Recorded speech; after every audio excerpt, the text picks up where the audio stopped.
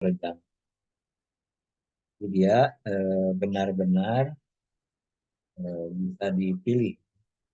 Nah, sedangkan populasi target itu populasi yang menjadi daerah generalisasi dari hasil penelitian ya. Jadi kalau kita lihat mungkin si target itu lebih luas dibandingkan dengan populasi. Nah, kalau sampel ya, kalau sampel itu sebagian ya, sebagian dari unit ya yang ada di populasi yang benar-benar kita pelajari atau kita selidiki dalam suatu penelitian ya yang disebut. Jadi kita biasanya paling sering bekerja di dalam.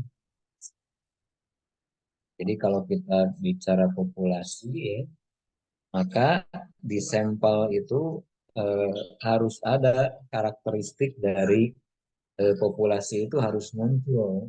Semua karakteristik dari populasi itu harus muncul di sampel, hanya jumlahnya itu menjadi eh, nah sehingga nanti ada cara gitu ya, ada cara, ada teknik supaya si sampel ini betul-betul representatif mewakili dari populasi tersebut. Nah, itu nanti yang disebut dengan teknik sampling. Nah, ini teknik sampling itu nanti suatu cara untuk mengambil sampel ya dari populasi. Ya, yang sampel itu diharapkan memberikan gambaran ya, gambaran yang utuh tentang populasi. Nah, pertanyaannya mengapa ada teknik sampling atau mengapa perlu sampling? Nah, ini ada beberapa alasan ya, alasan mengapa penelitian itu dilakukan pada sampel. Yang pertama populasi besar. Biasanya kalau jumlah populasi itu besar, nah itu tidak mungkin kan seluruh elemen itu diteliti. Mungkin kalau kita ingin meneliti misalnya jumlah siswa SMK misalnya seluruh Indonesia, nah, itu kan sampelnya sangat banyak gitu ya. Nah, sehingga tidak mungkin elemen-elemen itu bisa diteliti, elemen-elemen dari sampel itu. Kemudian biasanya penelitian terhadap sampel ini bisa lebih reliable ya, daripada terhadap populasi ini.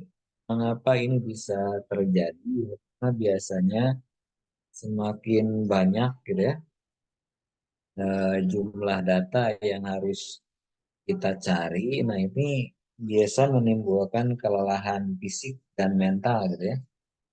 Nah, sehingga biasanya banyak terjadi. Nah, itu jumlah yang besar itu kan eh, ya menimbulkan kelelahan, ya. Kelelahan fisik, kelelahan mental, sehingga malah bisa timbul kekeliruan. Ya. Nah, kemudian berikutnya populasi yang homogen ya. Ini populasi homogen tuh populasi yang relatif sama tadi ya, misalnya SMK ya. Penelitian tentang SMK seluruh Indonesia. Nah, karakteristik dari SMK itu kan relatif sama ya. Ada mungkin dikelompokkan SMK negeri, SMK swasta.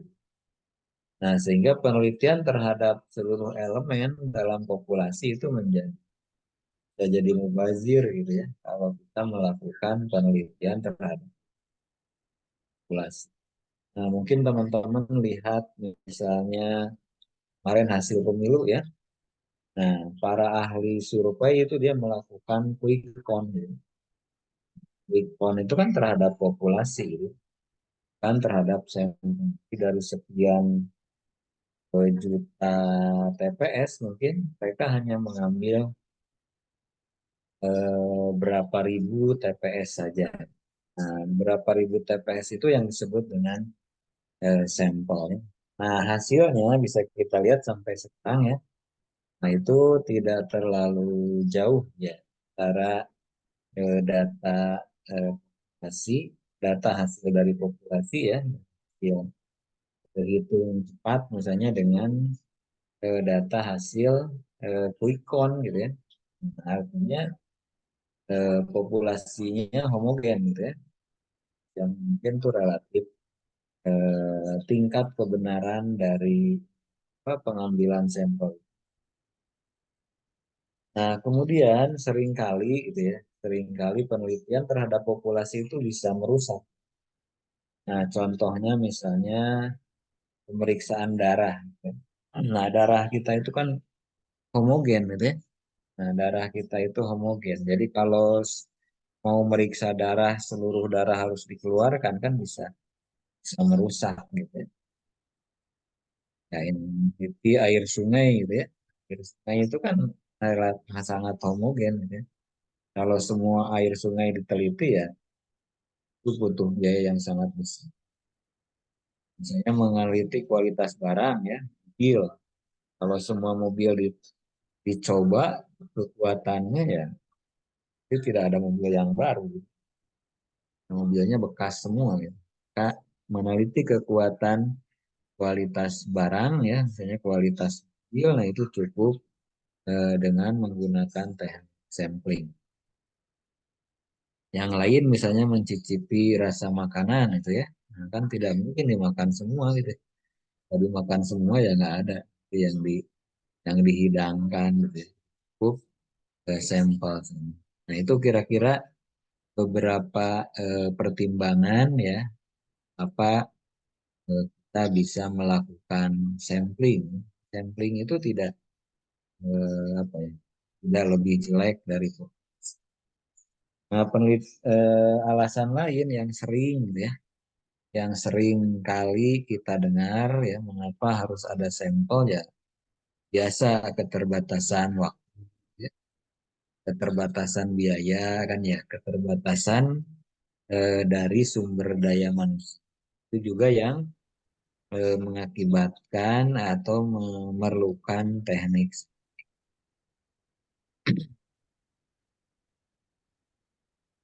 Nah, bagaimana tahapan gitu ya? Tahapan pemilihan sampel ini. Ya, tahapan pemilihan sampel pertama tentukan populasi. Nah, populasinya apa gitu ya? Dan apa yang menjadi elemen dari populasi. Nah, itu penting gitu ya. Nah, pertama penentuan populasinya, elemen-elemen dari populasi itu apa ya? Mungkin bisa individu, bisa organisasi, bisa produk, ya tergantung dari riset yang kita lakukan. Kemudian penentuan unit pemilihan sampel, ya. Kelompok-kelompok elemen berdasarkan desain sampel yang digunakan. Ya. Kita nanti akan ada beberapa desain, beberapa teknik sampling. Kemudian penentuan kerangka pemilihan sampel. Kerangkanya kira-kira seperti apa? Elemen apa? Ya, buat daftar elemen dari setiap unit. Ya.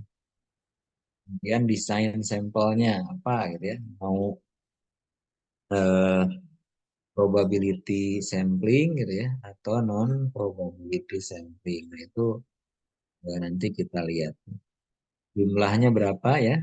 Misalnya sampel itu ada beberapa cara. Bisa menggunakan rumus ya, bisa menggunakan diagram. Gitu. Itu ada banyak para ahli yang sudah menentukan gitu ya cara menentukan jumlah sampel. Baru dilakukan pemilihan sampel elemen ya. Elemen yang akan menjadi sampel dari penelitian yang dilakukan. Itu kira-kira tahapan pemilihan sampel. Nah, ukuran tadi ya. Ukuran sampel itu kira-kira berapa besar ukuran sampel gitu ya. Nah, untuk menentukan besar ukuran sampel itu ada beberapa pertimbangan ya. Nah, ini ada beberapa. Ini supaya sampel itu tetap mewakili populasi atau dalam istilah lain representatif. Sampel representatifnya sampel itu betul-betul mewakili dari populasi. Nah, di sini ada 4 pertimbangan gitu ya. 4 pertimbangan di dalam menentukan ukuran sampel. Yang pertama heterogenitas karakteristik populasi. Jadi kalau populasi itu heterogen, nah biasanya jumlah sampel yang harus diambil eh, semakin banyak. Tapi kalau sampel itu homogen, semakin homogen, relatif sama karakteristiknya ya, maka ya biasanya jumlahnya akan semakin sedikit ya. Dan tingkat presisi, nah, tingkat presisi, tingkat kepercayaan, tingkat kesalahan, ini juga akan mempengaruhi jumlah sampel. Biasanya semakin tinggi ya, semakin tinggi tingkat presisi atau biasanya semakin rendah tingkat kesalahan yang kita inginkan. Nah, itu akan memerlukan jumlah eh, sampel yang banyak gitu. Banyak. Kemudian hal lain itu ada persyaratan teknik statistik. Misalnya para ahli menyebut untuk penelitian deskriptif gitu ya, penelitian korelasional maka perlu jumlah sampel minimal misalnya 30. Ya, ada ahli yang menyebut kira-kira seperti itu. Jadi untuk deskriptif itu ya ke 30. Nah, nanti ada apa, ukuran-ukuran lainnya. Nah, kemudian pertimbangan lain ya, yang tadi sudah diceritakan itu ketersediaan sumber, ketersediaan tenaga, ketersediaan waktu, gitu ya, ketersediaan biaya dan lain-lain itu akan mempengaruhi ya peran SEM. Nah, tadi ya, ini tadi sudah dijelaskan ya, misalnya derajat keseragaman ya, derajat homogenitas. Jadi semakin homogen ya semakin sedikit sampel yang diambil ya. Tingkat presisi juga sama ya.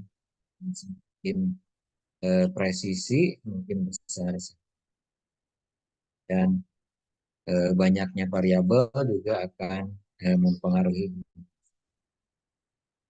Oke.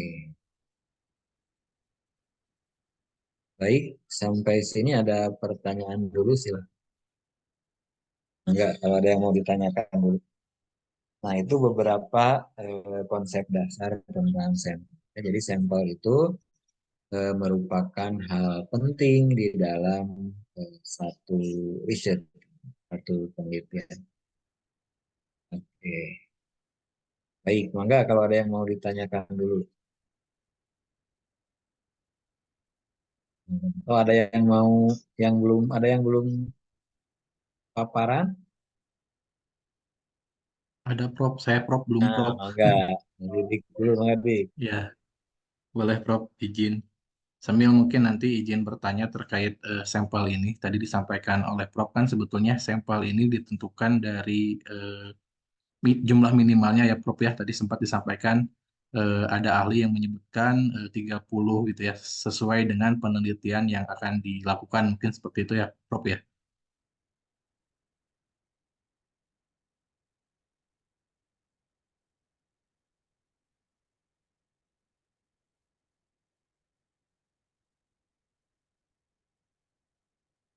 Suara saya terdengar gak ya Kang Irfan? Terdengar Kang Sidik? Terdengar ya. Cuman Prof Joharnya ini ya terlempar ya. Oh, videonya tadi dimatikan oleh Ya, Prof. silakan dilanjut.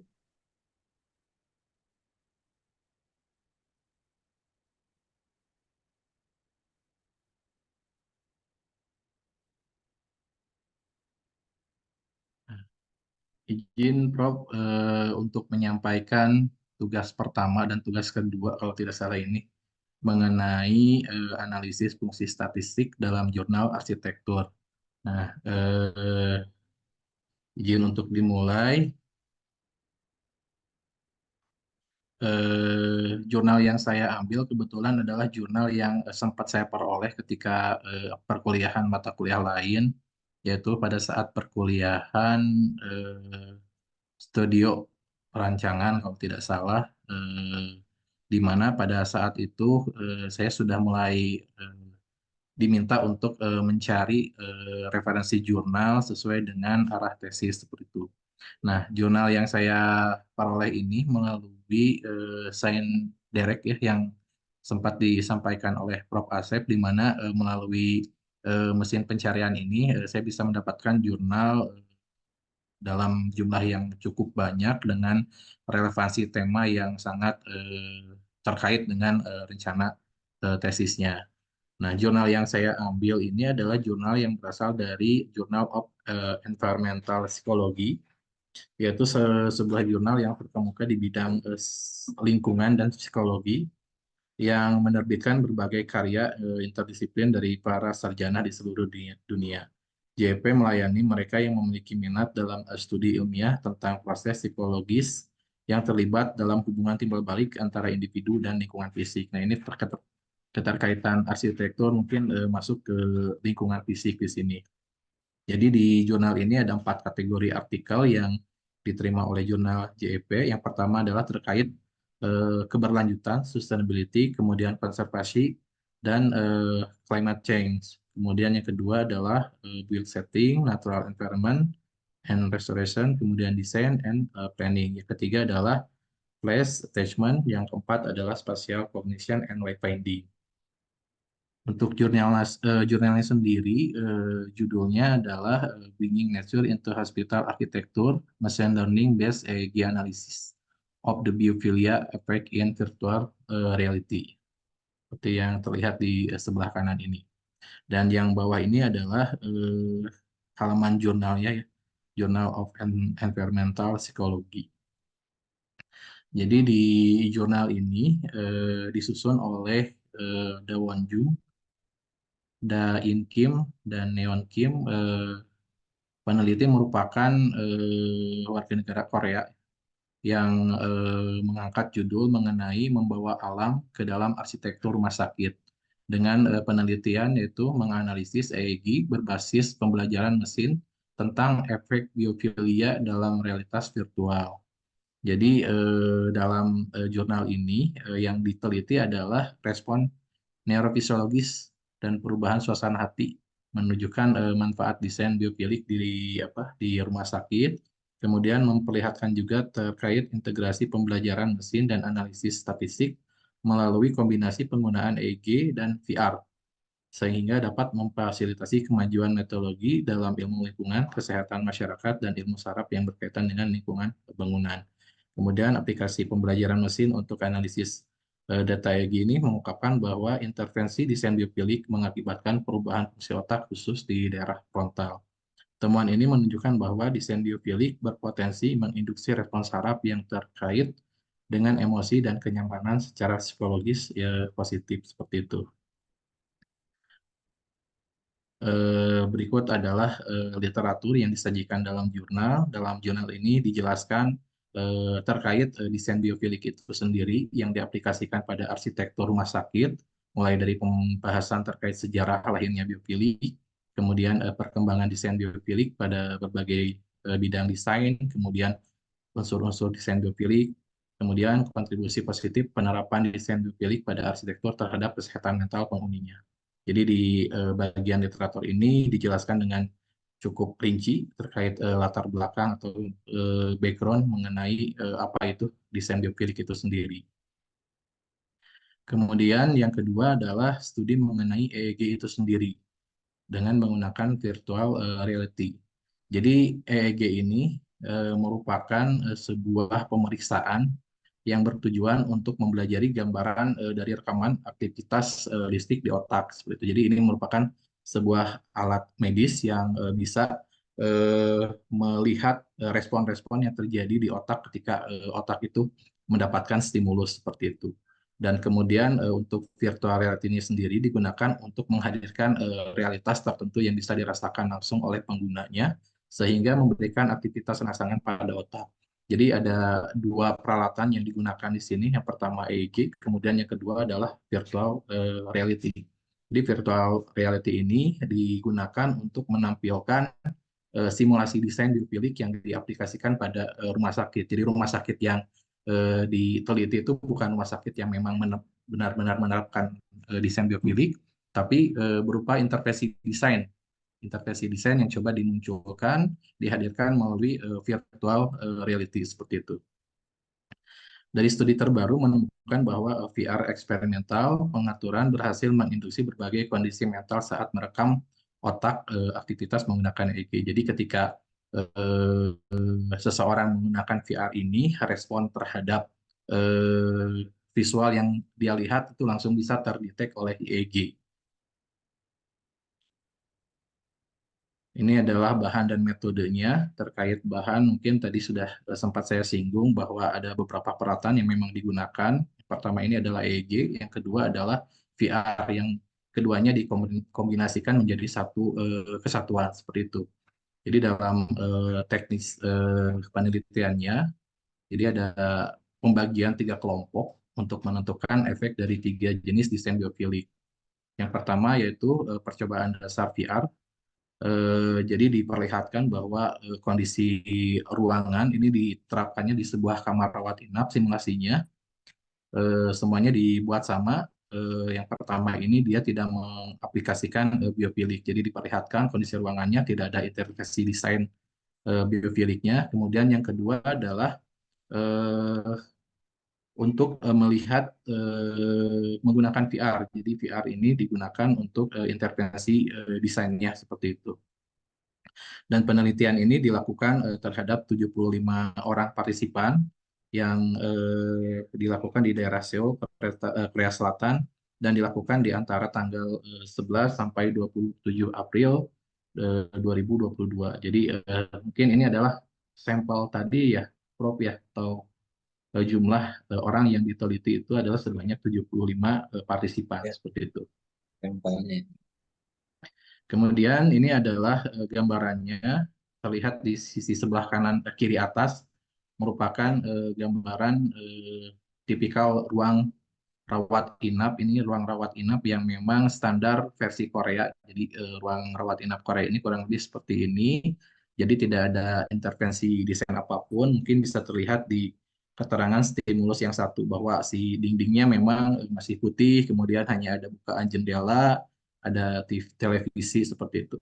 Kemudian stimulus yang kedua adalah adanya mulai diterapkan intervensi desain biofilik dengan menempatkan bidang dinding berupa tanaman seperti itu. Kemudian yang ketiga, ini stimulus yang ketiga adalah menggunakan simulasi juga dari VR.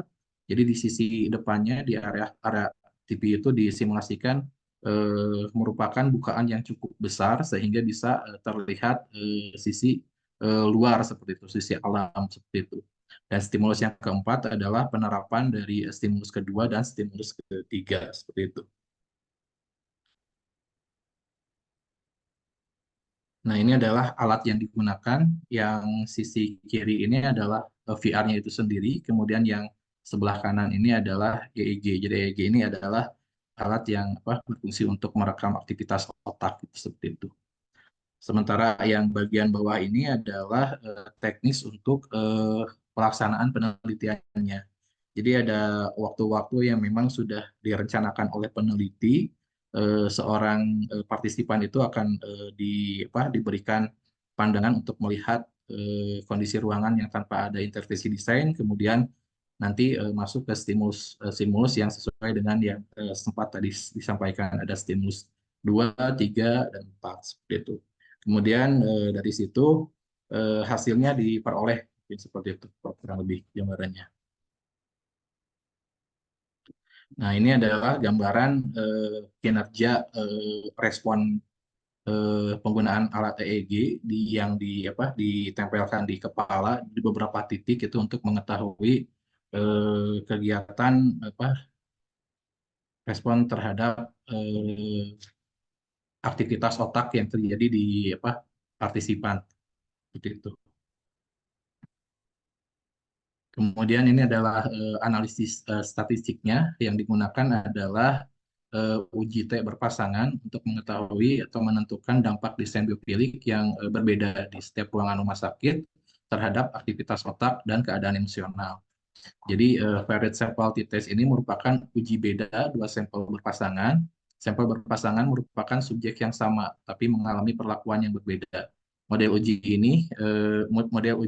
beda ini digunakan untuk menganalisis model penelitian sebelum dan sesudah. Menurut Widianto, per sampel t-test merupakan salah satu metode pengujian yang digunakan untuk mengkaji keefektifan perlakuan, ditandai adanya perbedaan rata-rata sebelum dan rata-rata sesudah diberikan perlakuan. Jadi dari hasil EEG menunjukkan signifikan temuan terkait dengan dampak desain biofilik yang berbeda di rumah sakit pada ruang aktivitas otak. Ini adalah hasil dari penelitiannya. Ini saya kurang begitu memahami sebetulnya angka-angka ini.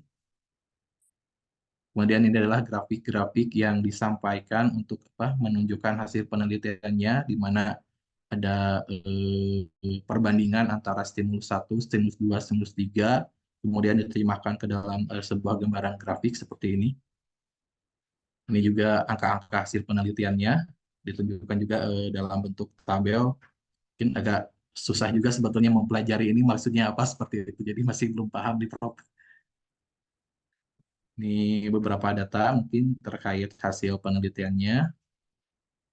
Jadi kesimpulan dari penelitian ini yang dapat disimpulkan adalah penelitian ini dieksplorasi untuk mengkaji neurofisiologis dan emosional tanggapan terhadap elemen desain biofilik dalam arsitektur rumah sakit.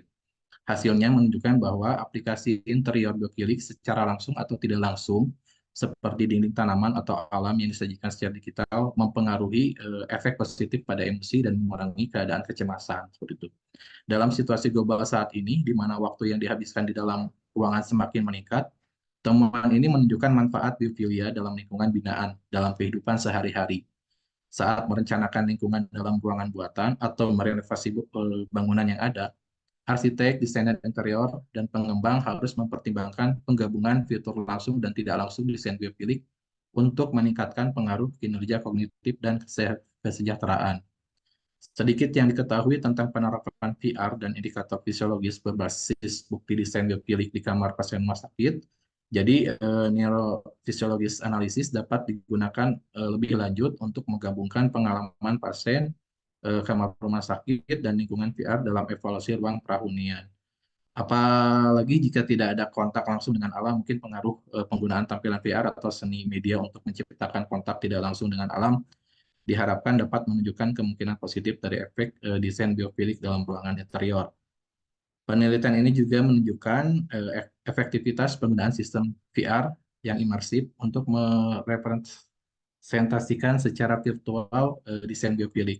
Temuan ini berpotensi memberikan manfaat bagi para arsitek dan desainer dengan mendorong integrasi konsep desain biofilik ke dalam lingkungan virtual dan non-virtual. Mungkin kurang lebih seperti itu, Prof. Jurnal yang saya analisis beserta fungsi statistiknya mungkin seperti itu. Terima kasih, Prof. Terima kasih. Baik ya. Itu saya kira jurnal yang sangat bagus ya. Jurnal internasional. Jadi teman-teman silakan, mungkin tidak terbatas ya jurnalnya. Nah, rencana penelitiannya apa, Sidik?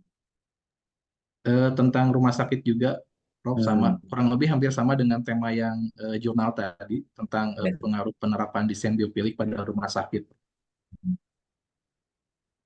Oke, ya ada desain biofilik ya. Nah, ini kan satu riset mungkin yang membutuhkan dana yang besar gitu ya. Dia harus beli atau kerjasama mungkin ya dengan rumah sakit untuk membeli perekam otak gitu ya. Nah, itu, Betul, ya itu saya kira itu kalau PR mungkin nggak terlalu mahal ya. Nggak ya. terlalu mahal.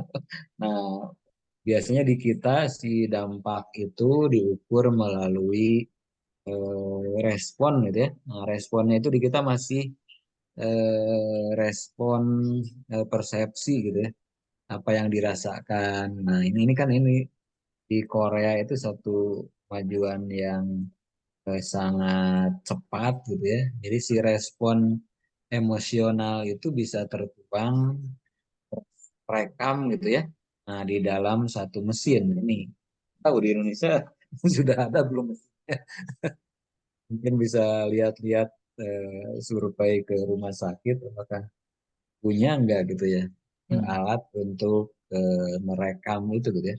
Nah, kalau di kita biasanya kan dampak dari satu perlakuan itu di apa, diobservasi, ditanyakan kepada responden ya.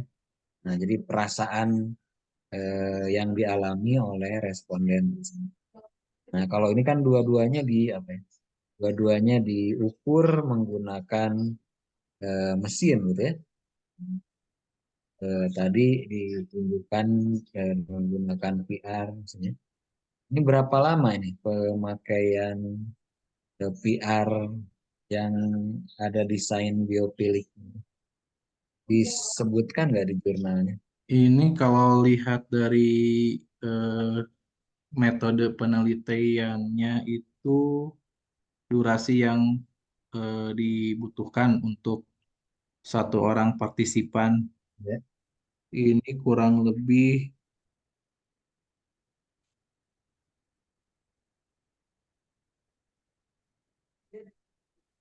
1 jam, Prof.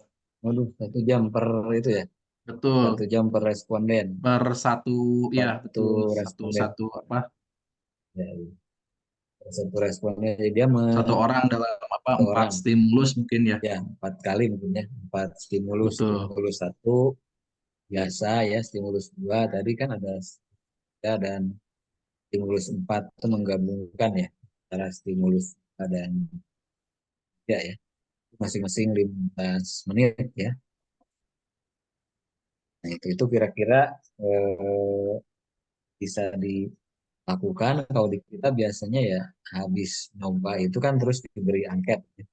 Nah, karena Hmm. mungkin belum punya alat ukur yang artinya tingkat kecemasan itu kan sudah banyak angket-angket yang dibuat oleh para psikolog ya. Nah, jadi mungkin setelah menggunakan melihat VR ya dengan main.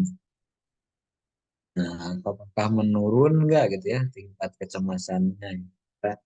Dan seperti itu. Kalau tadi di Korea kan terekam, ya.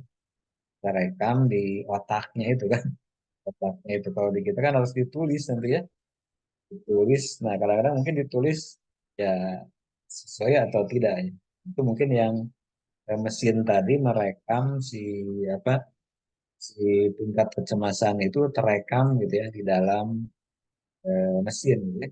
Jadi yang mau dituliskan itu, nah itu memang sudah penelitian yang sudah sangat sangat advance. Jadi mungkin kalau kita nggak bisa PR gitu ya, PR tadi eh, membandingkan beberapa itu, tapi baru responnya yang belum punya mungkin ya, mengukur responnya yang belum punya. Atau apakah di rumah sakit sudah ada, tadi searching lah. Ini jadi kira-kira berarti nanti mau menerapkan desain itu ya, biopilik. Rencananya seperti itu, Prof. Cuman Ya, spesifiknya masih belum terbayang. ya, Baru ya, tema umum. ya, ya, ya, nggak apa-apa. Itu bisa dilakukan ya. Mungkin kan tidak usah diuji cobakan kalau itu kan ya. Tulis kan jadi dibuat saja secara desain arsitektur gitu ya. Arsitektur. Juga bisa masjid gitu ya dan lain-lain bisa meningkat ketenangan gitu ya. Mungkin masjid yang di Kota Baru dia langsung ke alam gitu ya. Apakah nah itu bisa meningkatkan kehusuan gitu. Ini kalau kalau yang tertarik dengan eh, arsitektur seperti itu bisa juga gitu. Nah, yang menyatu dengan alam ya kan ada masjid, bisa diteliti apakah bisa meningkatkan ketenangan gitu ya, sehingga lebih khusyuk. ibadahnya atau enggak gitu kan. Nah, itu mungkin bisa juga satu ide ya, ide dari artikel tadi. Oke, baik. Boleh dikirim ya, sedikit nanti artikel lengkapnya ya, di WA saja. Mungkin di WA artikel lengkapnya, PDF-nya yang tadi dikirim saja nanti artikel. Baik, ada yang mau ini Pak Edi udah belum Pak Edi? Belum, Prof. Nah, Saya lagi. belum. Nah, boleh. Boleh Pak Edi bisa Ya, mumpung masih cuman ada. jurnalku saya enggak, bukan jurnal internasional, Prof. Ya, Yang nggak apa-apa. Yang lain juga kemarin jurnal nasional. Nggak apa-apa. Monggo.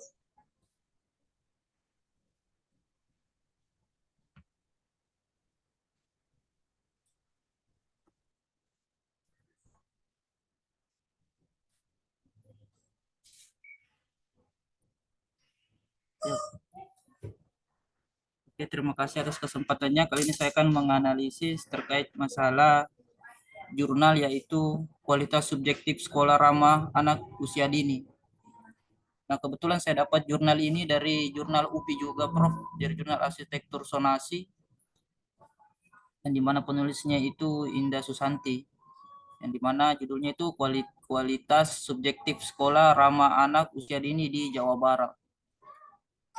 Nah, dari tujuan penelitiannya itu di tesisnya, Prof, itu mendeskripsikan kondisi arsitektural sekolah anak usia dini di Jawa Barat berdasarkan pemenuhan persyaratan standar fisik sekolah, dan untuk mengeksplorasi sejauh mana sekolah-sekolah tersebut dapat dianggap sebagai sekolah ramah anak. Nah, yang dimana dalam jurnalnya tersebut, metode penelitian yang digunakan ini adalah studi atau pendekatan deskriptif kuantitatif, yang dimana datanya itu dikumpulkan melalui kuesioner online yang disebar kepada responden yang terdiri dari pemilik atau pengelola, pimpinan sekolah, dan guru sekolah PAUD di Jawa Barat, serta divalidasi atau direalitas alat pengumpul data uji untuk memastikan keandalannya. Nah, analisis data dilakukan untuk mengevaluasi kondisi arsitektural sekolah anak usia dini berdasarkan persyaratan standar fisik sekolah, dan untuk menilai sejauh mana sekolah-sekolah tersebut dapat dianggap sebagai sekolah ramah anak. Nah, berikut ada beberapa data statistik yang berdasarkan hasil penelitiannya itu. Yang pertama dari kategori grafik sekolah ya. Berdasarkan hasil data penelitian, persepsi mengenai kualitas arsitektural sekolah PAUD di Jawa Barat menunjukkan sebesar 40,7%, termasuk pada kategori yang sangat ramah. Terus yang kedua adalah 19,2% yang kurang ramah, serta 4,2% termasuk pada kategori yang tidak ramah. Nah, data dan ini juga merupakan pendapat dari guru-guru yang ada di sana juga, itu Prof, mendatakan bahwa data menunjukkan bahwa sekolah ramah anak menurut persepsi dan pendapat guru sebesar 46,1%, serta termasuk pada kategori sangat ramah, serta 33,9% termasuk pada kategori ramah, serta 16,5% termasuk pada kategori kurang ramah. Nah, terus dari pendapat kepala sekolahnya itu, data menunjukkan sekolah ramah anak usia dini ini, yakni kepala sekolahnya sebesar 38% termasuk pada kategori ramah, 30% termasuk pada kategori sangat ramah, dan 26% termasuk pada kategori kurang ramah. Nah, ini juga adalah data yang ditampilkan hasil dari jurnalnya, mengatakan bahwa sekolah ramah anak usia dini menurut persepsi dan pendapat pemilik sekolah atau ketua yayasan sebesar 50% termasuk pada kategori sangat ramah dan tidak ramah. Nah, dari hasil statistik yang saya dapatkan, yaitu berdasarkan hasil analisis data, persepsi mengenai kualitas arsitektural sekolah PAUD di Jawa Barat menunjukkan bahwa 40,7% termasuk dalam kategori sangat ramah, 33,3% termasuk dalam kategori ramah, 19,2% kurang ramah, 4,2% tidak ramah, dan 0,6% sangat tidak ramah. Hal ini menunjukkan bahwa sebagian besar responden menganggap sekolah PAUD di Jawa Barat memiliki tingkat ramah anak yang baik. Nah, analisis data dilakukan menggunakan teknik statistik deskriptif sederhana dengan menggunakan analisis frekuensi dan persentase untuk mengelompokkan sekolah berdasarkan tingkat ramah anak yang dipersepsikan oleh responden. Nah, temuan pentingnya juga, ya ini yang saya lihat adalah sebagian besar responden termasuk pemilik kepala sekolah dan wakil kepala sekolah dan guru serta berdasarkan asal daerah responden menyatakan bahwa sekolah PAUD di Jawa Barat termasuk dalam kategori ramah dan sangat ramah anak. Meskipun demikian, disarankan untuk tidak langsung menyimpulkan bahwa semua sekolah sudah memenuhi standar sebagai sekolah yang ramah anak, karena temuan tersebut belum dikonfirmasi dengan data observasi lapangan. Diperlukan peningkatan kualitas arsitektural sekolah PAUD berdasarkan indikator yang perlu memenuhi parameter sekolah ramah anak. Nah, adapun kritik dan saran yang terkait masalah jurnal yang saya analisis ini adalah salah satu kekurangan penelitian ini adalah bahwa temuan tentang sebagian besar sekolah PAUD di Jawa Barat termasuk dalam kategori ramah anak didasarkan pada persepsi subjektif responden melalui kuesioner Onglet. Nah, data tersebut belum dikonfirmasi dengan observasi lapangan yang lebih mendalam. Selain itu, keterbatasan anggaran dan situasi pandemi juga menjadi hambatan dalam melakukan pengamatan langsung terhadap kondisi fisik sekolah. Oleh karena itu, disarankan agar penelitian selanjutnya dapat melibatkan pengamatan langsung dan pengukuran objektif untuk memperkuat temuan yang diperoleh dari penelitian ini. Mungkin sesingkat itu, Prof, untuk review jurnal saya, Prof. Baik, terima kasih. Pak Edi, rencana Kalau tesisnya apa, Pak Edi? kalau saya, Prof, hampir sama seperti itu, Prof. Lebih ke persepsi, Prof. Persepsi perilaku konsumen. Karena judul tesis saya, Prof, yaitu menganalisis faktor-faktor persepsi atau preferensi masyarakat terhadap kepemilikan rumah subsidi di kota suburban, Prof. Ya, ya, Jadi saya kebanyakan mencari jurnal-jurnal itu yang berkaitan tentang persepsi perilaku manusia, Prof. ya. Ya, nggak Jadi tidak apa-apa. seperti Jadi, teman-teman. ya, Tidak seperti teman-teman, Prof, yang lebih ke persepsi saja, Prof. iya nggak apa-apa. Jadi itu nanti dilihat gitu ya, bagaimana memilih hunian ya. Nah, memilih hunian, tapi dibatasi ya huniannya pada rumah subsidi Ya, rumah saja. subsidi, Prof. Tapi orang yang berhuni di kota besar memilih rumah subsidinya di area pinggiran kota, Prof. Tapi Ya, segala ya. aktivitasnya di pusat kota begitu, Prof. Rencananya di mana ini? Di Makassar, Prof. Makassar ya. Ya, Prof. Makassar suburbannya Goa masuk Goa. Ya, Enggak, Goa, Prof. Goa Goa masuk ya. Maros.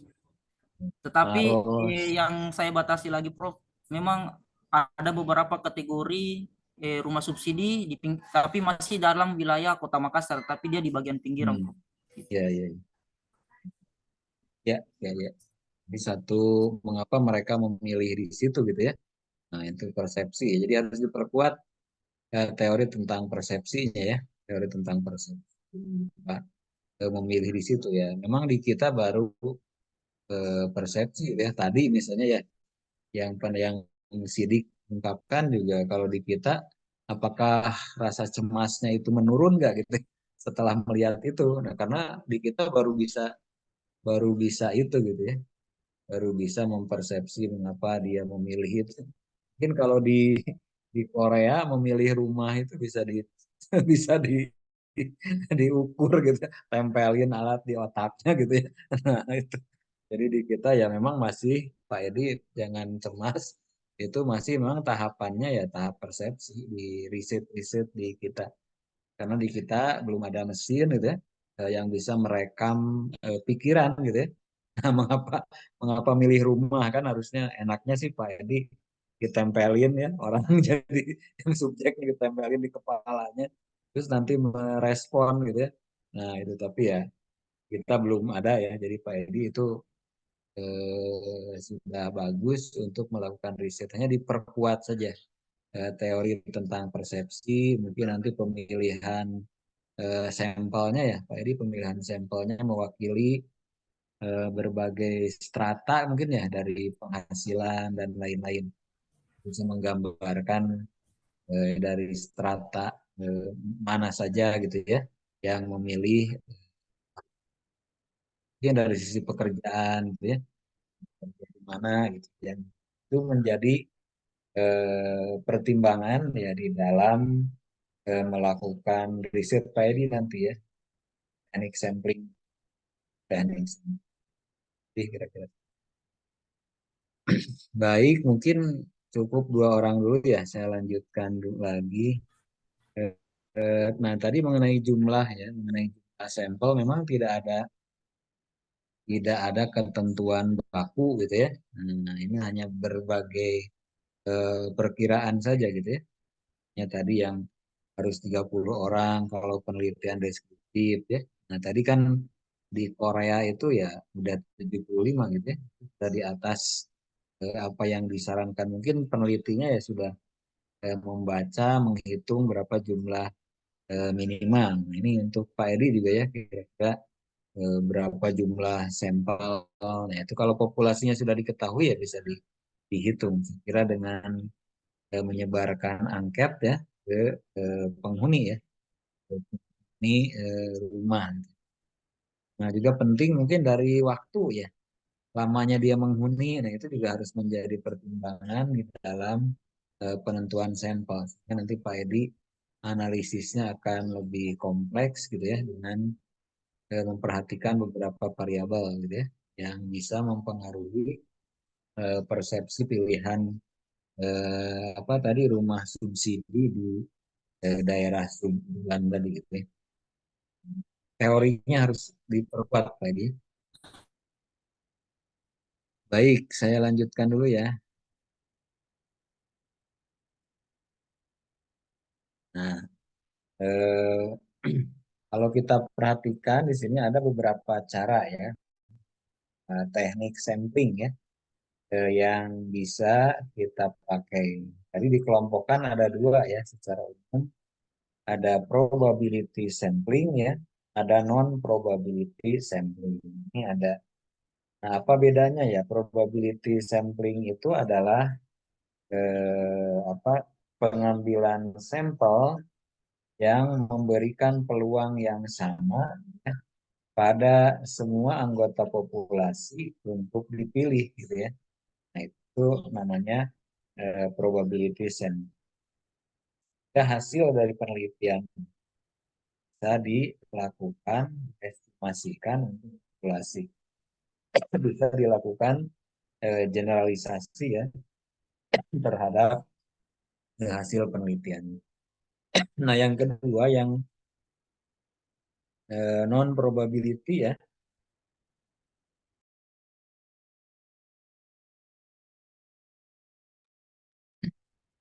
Nah, non probability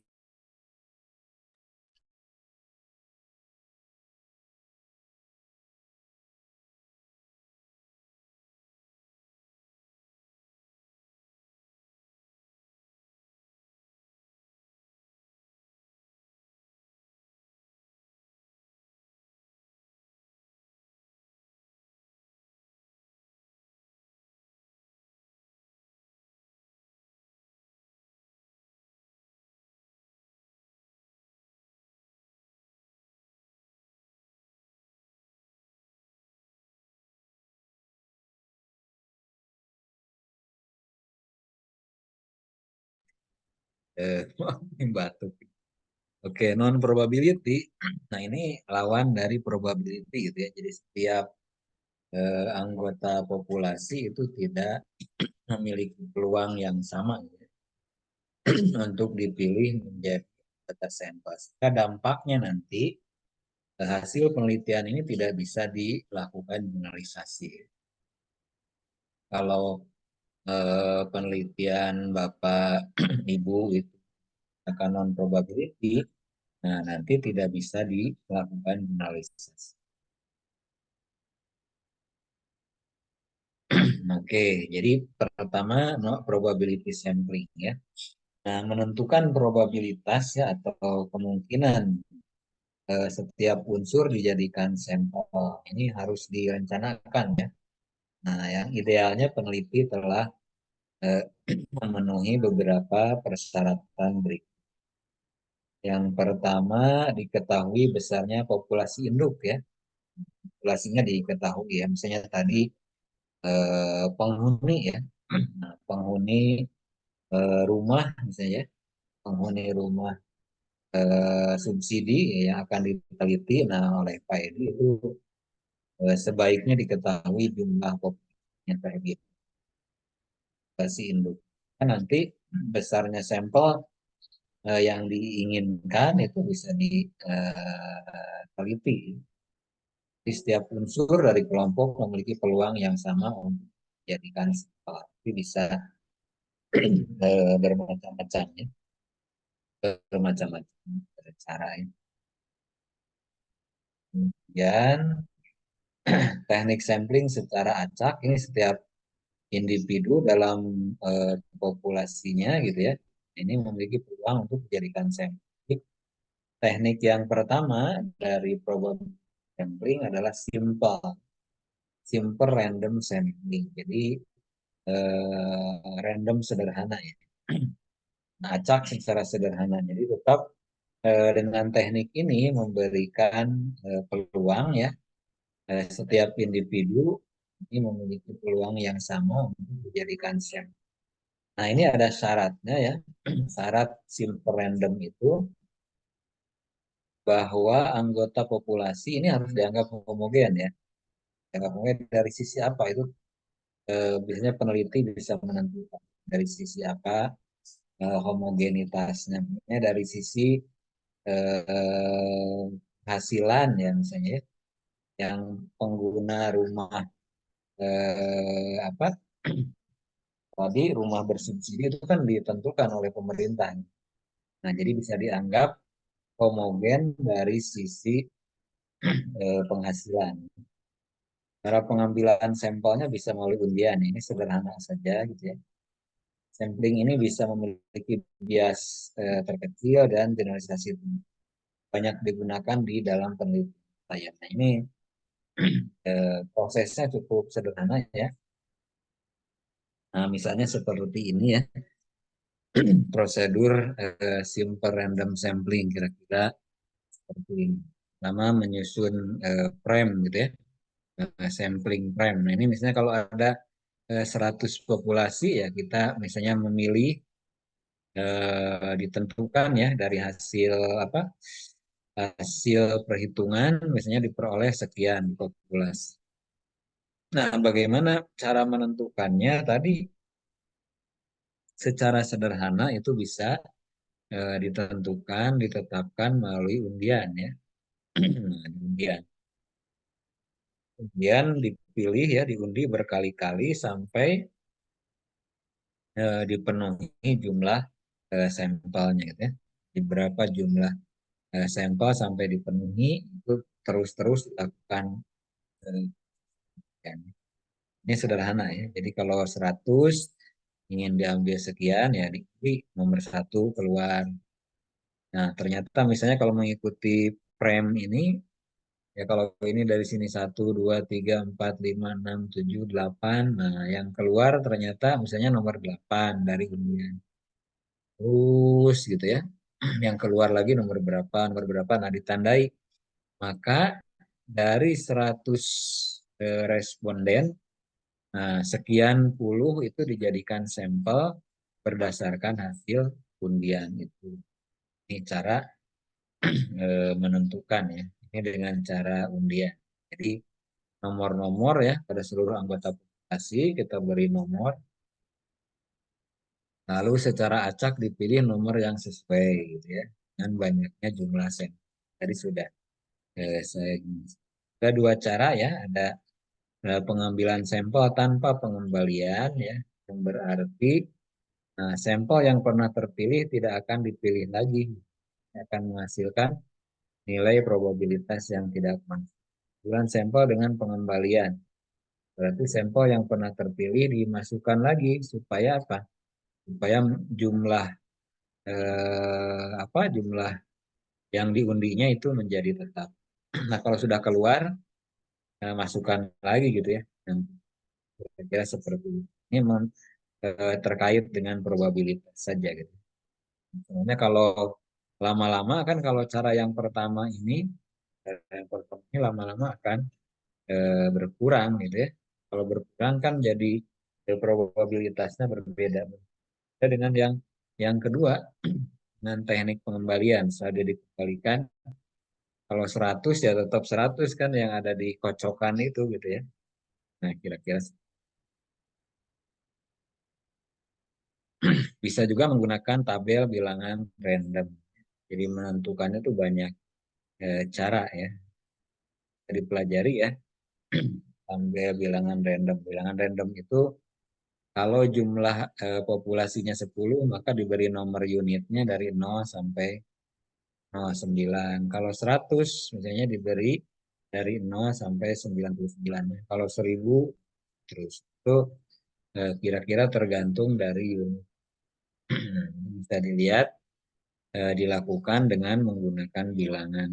Nah, ini ada tabel bilangan randomnya kira-kira seperti ini. Ini agak sedikit rumit ya, tapi kalau ukuran kecil ya cukup ini.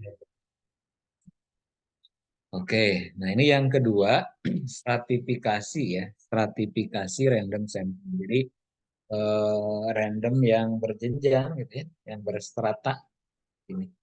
Nah, biasanya stratifikasi random sampling ini kan katanya ini untuk mengurangi faktor heterogen ya. Nah, faktor heterogen dan melakukan pembagian elemen populasi ke dalam strata. Dalam stratanya kelas gitu ya. Dari masing-masing strata itu biasanya kita pilih sampelnya secara acak. Jadi mengacaknya itu di strata ya. Nah, ini kira-kira mungkin contohnya ini supaya lebih. Misalnya kita punya populasi ya 900 orang guru misalnya. Nah, guru golongan berdasarkan golongan misalnya seperti ini.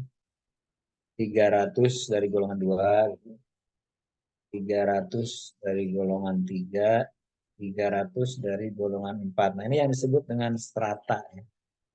Ini kan jadi menjadi lebih homogen. Jadi kalau pada saat dicampur 900 itu dicampur, ini kan menjadi tidak homogen. Ada golongan 2, golongan 3, golongan 4. Tapi kalau sudah di strata, dimasukkan ke dalam kelas-kelas ini menjadi semua di sini guru golongan 2 kan ada 3 orang ya. Golongan 3, golongan 4. Nah, ini contoh saja ya. Misalnya ingin diketahui dari 300 itu 90. Nah, maka akan terpilih ya 90 dari golongan 2, 90 dari golongan 3, 90 dari golongan 4. Nah, kalau tidak distratakan, kemungkinan yang 270 ini tidak rata, tidak mewakili apa? Tidak mewakili golongan ya.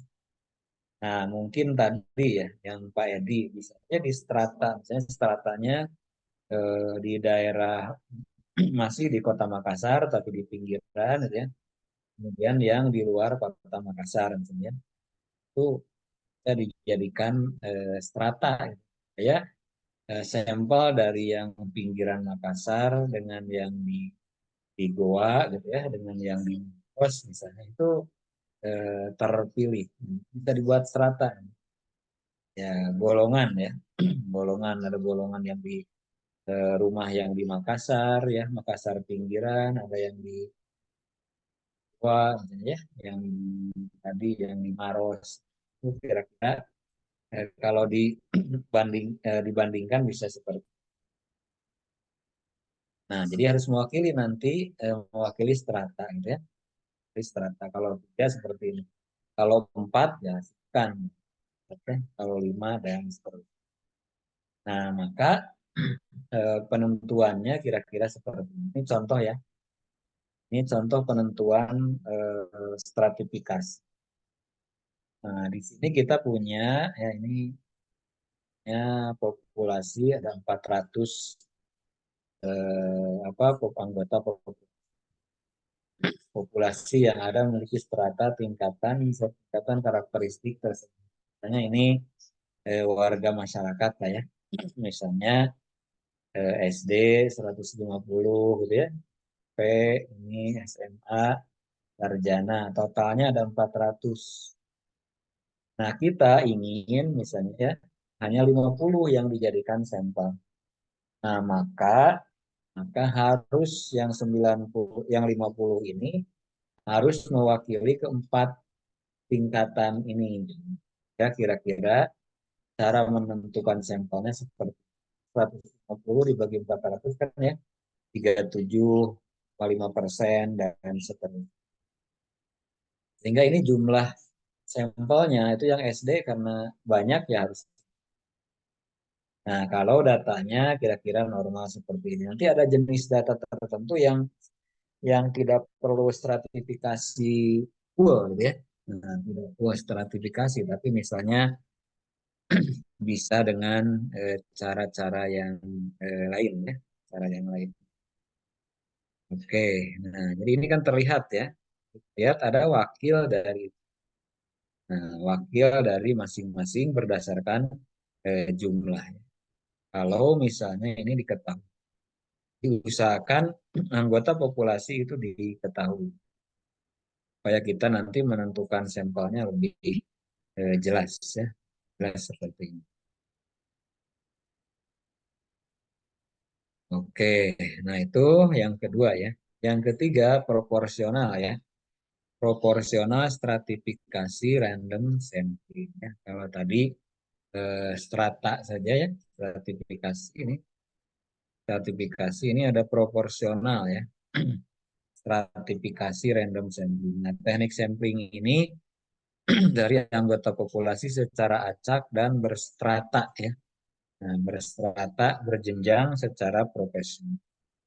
Anggota populasi heterogen ya, heterogenitas tersebut memiliki arti yang signifikan pada pencapaian tujuan penelitian. Ini ada contoh ya, misalnya seorang peneliti ingin mengetahui sikap manajer terhadap satu kebijakan perusahaan ya.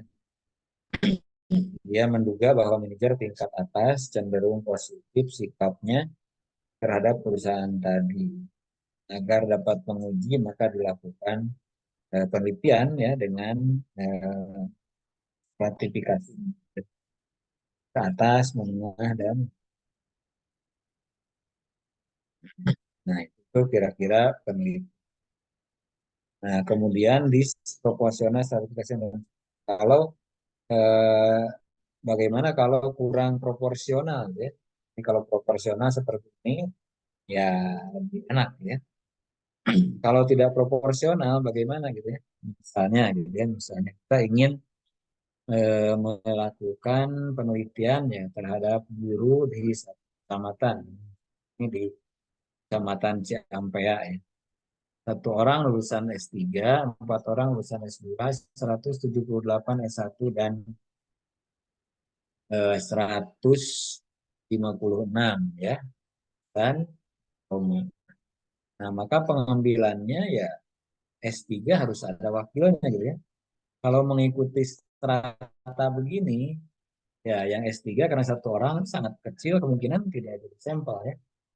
Nah, tapi karena tidak proporsional maka harus ada wakil kan ya. Tadi konsep dasarnya bahwa sampel itu harus mewakili seluruh populasi ya. Nah, ini ada satu S3 jadi ini wajib dijadikan sampel. Ya. Pengambilan sampelnya kira-kira seperti ini. S3 satu orang, S2 ya baru S1 dan diploma diproporsionalkan gitu. Yang diproporsionalkannya dua ya diproporsionalkannya dua. Ini tadi ingin kalau 50 ya 1/4 sudah dikurangi 5 gitu ya. Nah, tinggal yang diproporsikan yang lulusan S1 dan lulusan diploma.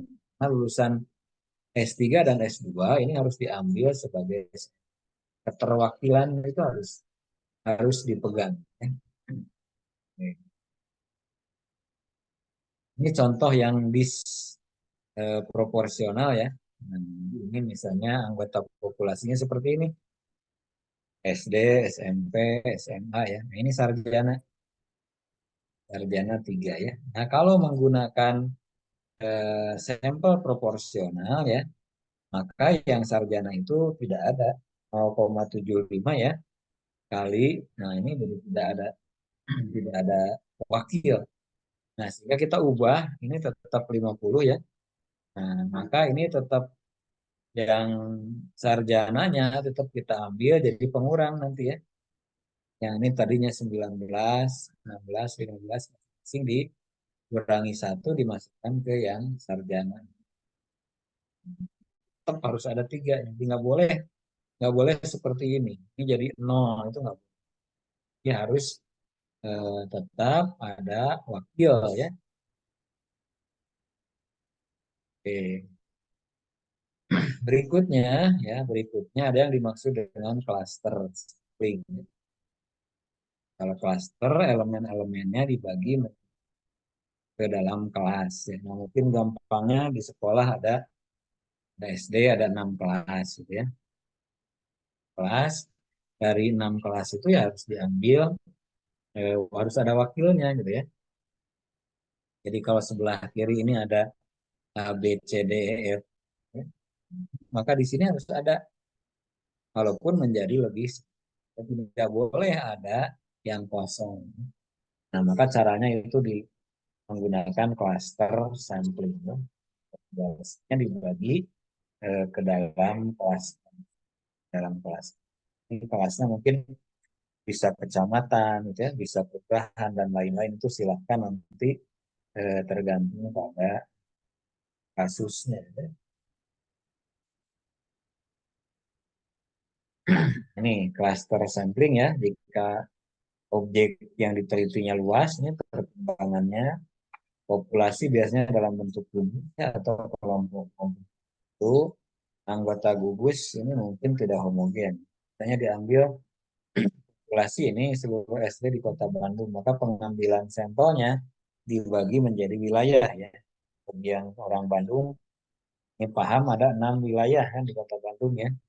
Ada wilayah Bage, wilayah Kares dan lain-lain. Nah, maka klasternya itu misalnya wilayah, maka harus ada ya. Ada nanti sampel itu mewakili wilayah tersebut ini dengan proporsional klaster. Ini ada systematic sampling ya. Systematic sampling itu di sini setiap elemen populasi dipilih suatu jarak interval tertentu ya. Misalnya yang jadi sampelnya yang ganjil ya. Kalau ada 10, yang ganjil berarti sampelnya 1, 3, dan 10.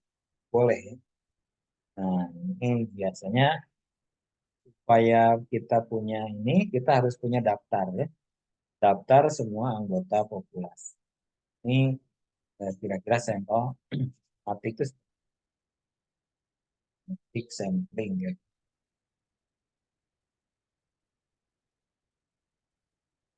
Jadi sama sistematisnya misalnya ada 100 guru ya beri nomor 100 yang diambil misalnya nomor ganjil saja atau genap saja nah, itu kan kita kan nggak sistematis yang mau diambil yang mana ya. Kira-kira dia berdasarkan satu hal tertentu misalnya.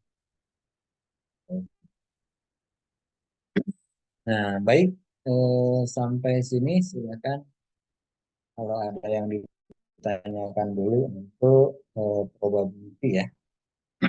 Sampel menentukan sampel dengan cara acak ya, cara probability. Nah, enggak kalau ada yang mau ditanyakan kira-kira ini sampling secara acak ya. Jadi kita lihat kalau yang tidak acak yang seperti apa ya. Enggak kalau ada baik, kalau tidak ada kita lanjutkan dulu ya, selesaikan dulu.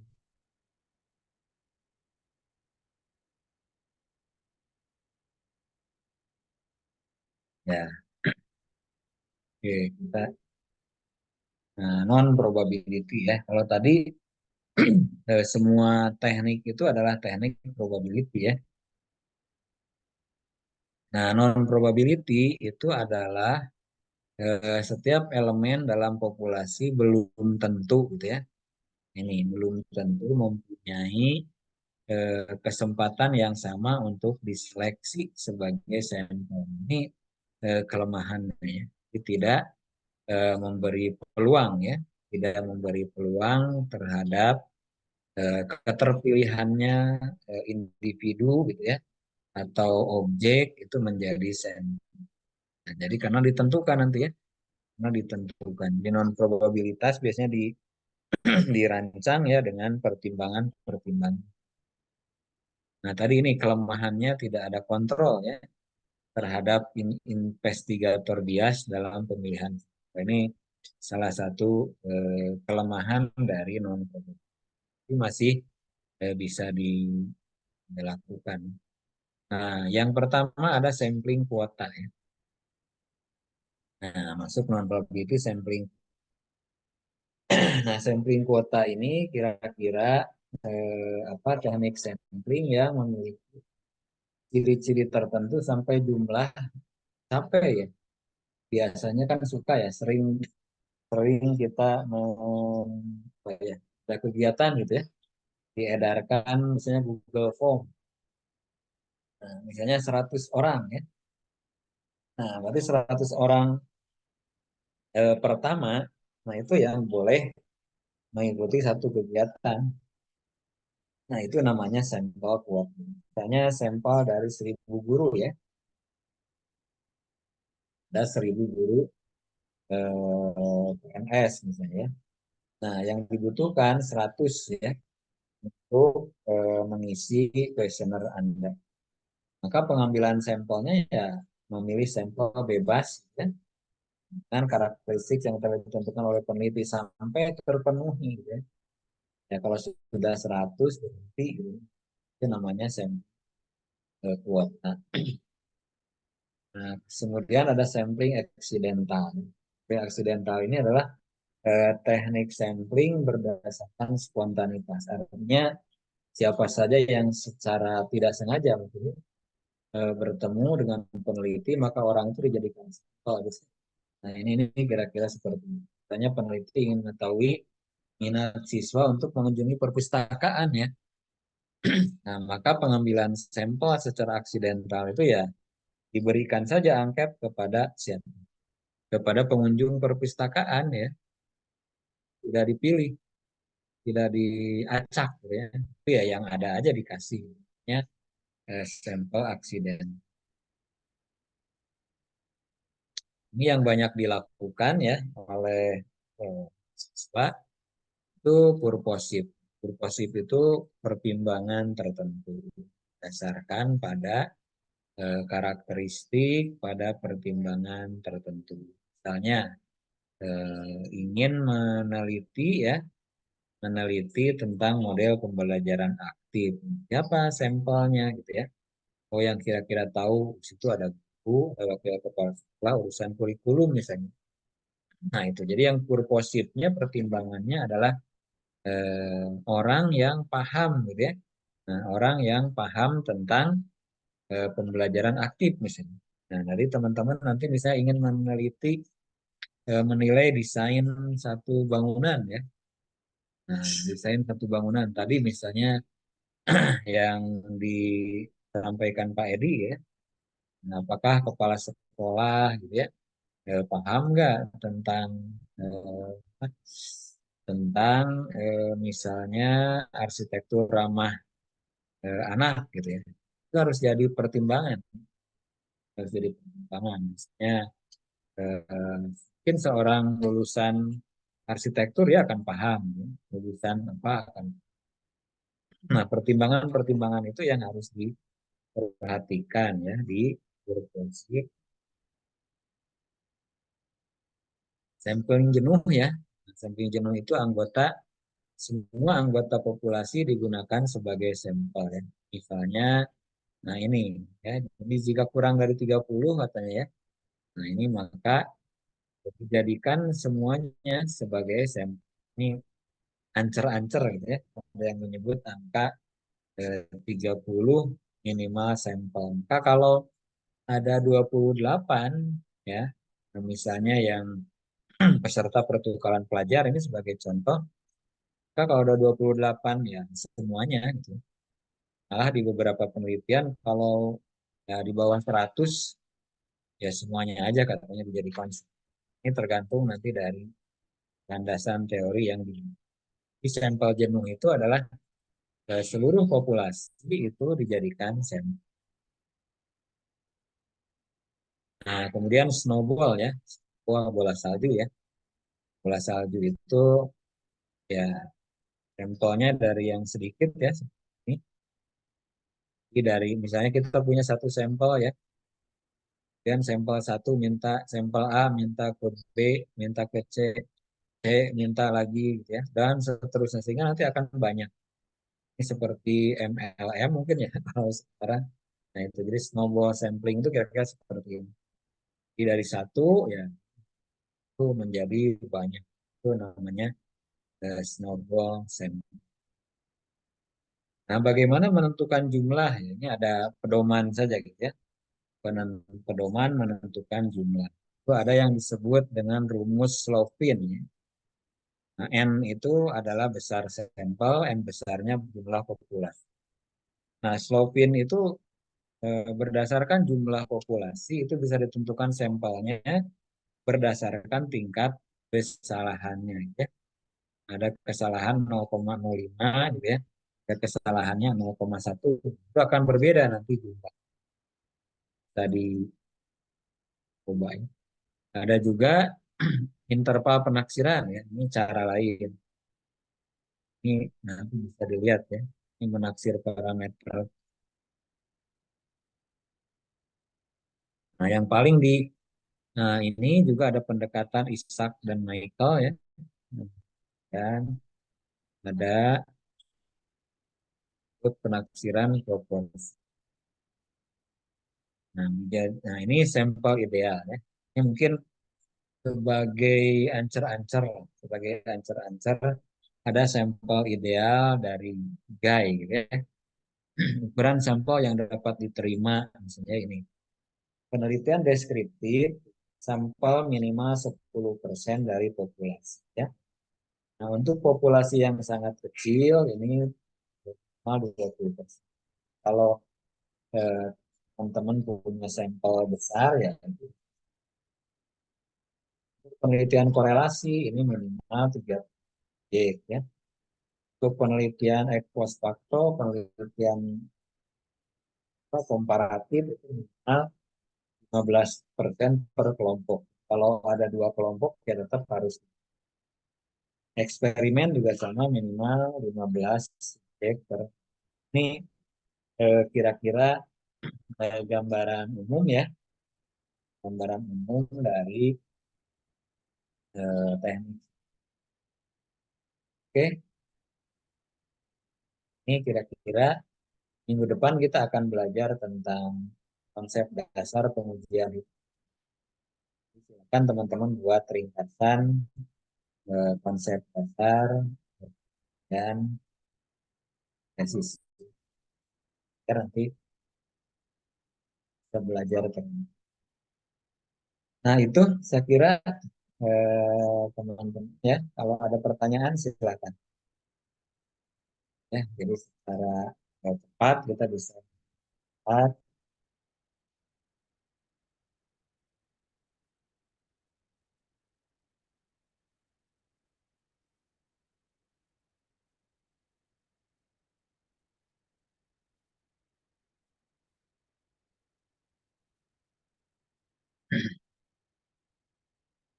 Enggak ada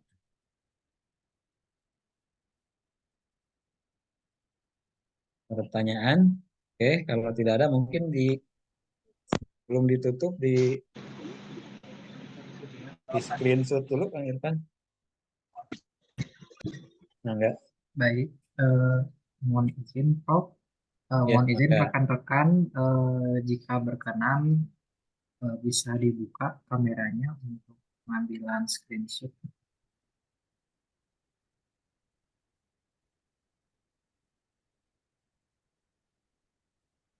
Baik, kalau Ya, begitu silakan. izin saya screenshot ya rekan-rekan. 1, 2, 3.